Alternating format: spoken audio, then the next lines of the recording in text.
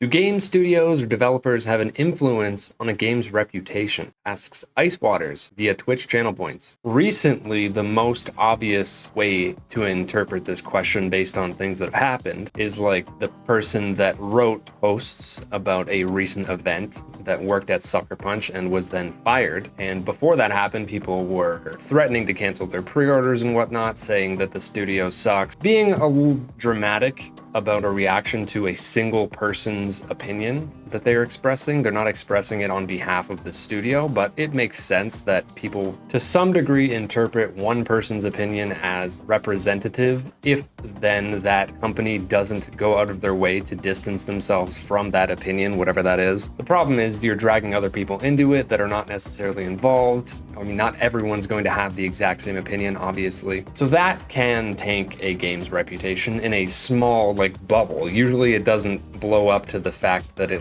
actually does something to harm the game necessarily. Sure, maybe you're gonna have hundreds or thousands of people not buy the game, but in the grand scheme of things, that's really not much of anybody. And then you have situations where Randy Pitchford loves to just comment on just about everything that happens, and of course that affects the reputation of Borderlands, for instance, as he does run Gearbox. And if you're really gonna let one person, regardless of their status at that studio, determine how you feel about the studio overall or the thing that they put out, which is the game, I just feel like that's a little bit of a stretch, the whole separating the art from the artist thing. I do think that that's important to some degree. Obviously there are points in which you can't really do that, but usually we don't get to the point in the video game industry, from what I've seen, where that's super necessary, where lines are crossed to such a degree that you can't do that. Usually people can affect the reputation of a game negatively by just being loud and expressing opinions that then unfortunately reflect on the company as a whole, even though they shouldn't, in my opinion. And people do like to put blame on the entire company for one person's words, regardless whether or not that's right or wrong. You could also, of course, look at this in a different direction, which is I'm not sure how you were asking the question. For instance, Naughty Dog or Sony Santa Monica, they slap their name on a game and I'm like, yeah, I'm gonna like whatever it is that they're putting out. I can trust just by looking at the studio behind the game, because of their reputation for making really great games, that whatever they're doing next is probably gonna be really great. Or vice versa. Anytime I see a new game trailer, for instance, I'm like, okay, but who's making it? I need to know who's making it before I can remotely